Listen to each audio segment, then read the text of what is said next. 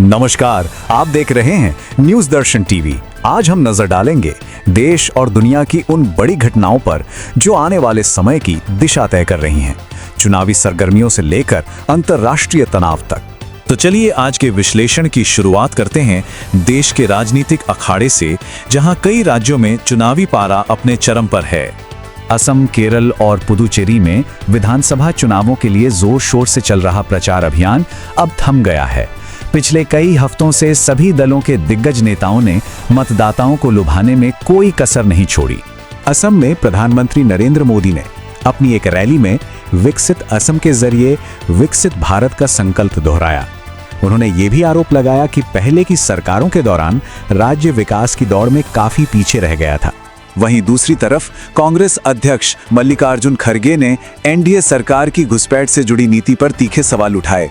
उन्होंने आंकड़े पेश करते हुए कहा कि यूपीए सरकार ने 2005 से 2013 के बीच 8,87,000 से भी ज्यादा अवैध प्रवासियों को देश से बाहर किया था और पूछा कि मौजूदा सरकार का इस पर क्या रिकॉर्ड है। अब रुख करते हैं पुदुचेरी का, जहां गृह मंत्री अमित शाह ने एक बहुत ही चौंकाने वाला आंकड़ा सामने रखा। उनका दावा है कि कांग्रेस डीएमके के शासन में जहां बेरोजगारी दर 47% के करीब थी, वहीं एनडीए के राज में यह घटकर महज 4.3% रह गई है। यह वाकई में एक बड़े आर्थिक बदलाव का संकेत है। पुदुचेरी में दोनों प्रमुख गठबंधनों के चुनावी वादों में एक बड़ा अंतर साफ नजर आता है। देखिए, एक तरफ जहां एनडीए औद्योगिक विकास और समुद्री अर्थव्यवस्था जैसे मुद्दों पर जोर दे रहा है, वहीं कांग्रेस का पूरा फोकस पूर्ण राज्य का दर्जा, कर्ज माफी और रोजगार पैदा करने पर है। चुनावी प्रक्रिया की बात करें तो पश्चिम बंगाल और तमिलनाडु में पहले चरण के लिए नामांकन का काम पूरा हो चुका है। इसके साथ ही चुनाव आयोग ने एक बहुत ही अहम कदम उठाया है। मतदान के ठीक पहले भ्रामक प्रचार को रोकने के लिए प्रिंट मीडिया के विज्ञापनों का प्री सर्टिफिकेशन अब जरूरी कर दिया गया है। इसी बीच एक और बड़ा राजनीतिक घटनाक्रम हुआ। राज्यसभा के सभापति ने मुख्य चुनाव आयुक्त के खिलाफ विपक्ष की तरफ से लाए गए महाभियोग प्रस्ताव को खारिज कर दिया है।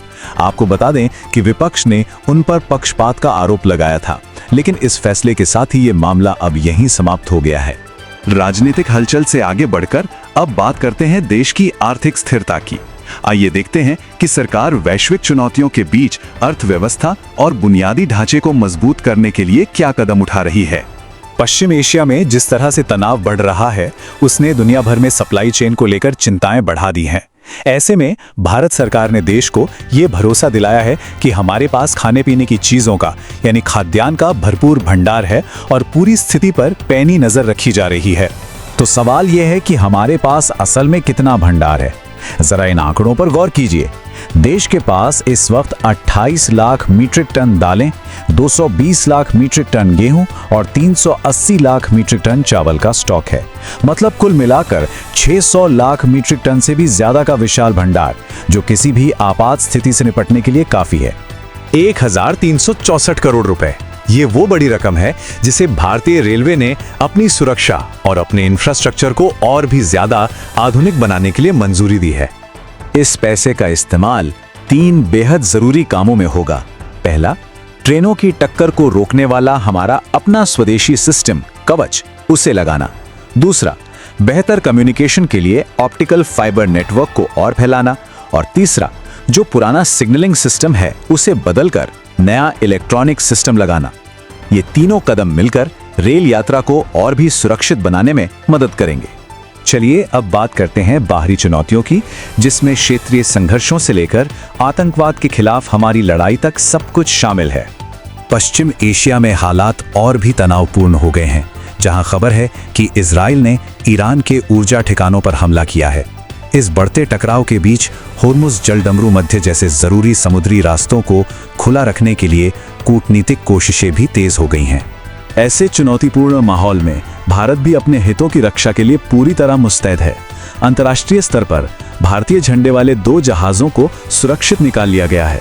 वहीं देश के अंदर पंजाब और गुजरात पुलिस ने एक साझा ऑपरेशन में एक बड़े आतंकी मॉड्यूल का पर्दाफाश किया है। साथ ही भविष्य की तैयारी करते हुए सेना ने ड्रोन टेक्नोलॉजी के लिए एक नया फ्रेमवर्क भी जारी किया है। और अब आखिर में एक नजर डालते हैं देश भर की कुछ और अहम खबरों पर फटाफट।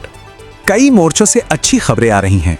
सरकारी ई मार्केटप्लेस ने 1,84,000 करोड़ रुपए का रिकॉर्ड कारोबार किया है, तो वहीं पवन ऊर्जा के क्षेत्र में भी रिकॉर्ड बढ़ोतरी हुई है। कृषि सेक्टर और शेयर बाजार से भी सकारात्मक संकेत हैं। और हाँ, खेल के मैदान पर हमारी महिला मुक्केबाजों ने एशियन बॉक्सिंग चैंपियनशिप के फाइनल में पहुंचकर देश का मान बढ़ाया है। तो ये थी आज की वो बड़ी घटनाएं जो हमारे देश की राजनीति, अर्थव्यवस्था और सुरक्षा पर आने वाले वक्त में गहरा असर डालेंगी। इन सभी गतिविधियों पर हमारी नजर बनी रहेगी। देश और दुनिया की तमाम खबरों के लिए देखते रहिए न्यूज़ दर्शन टीवी।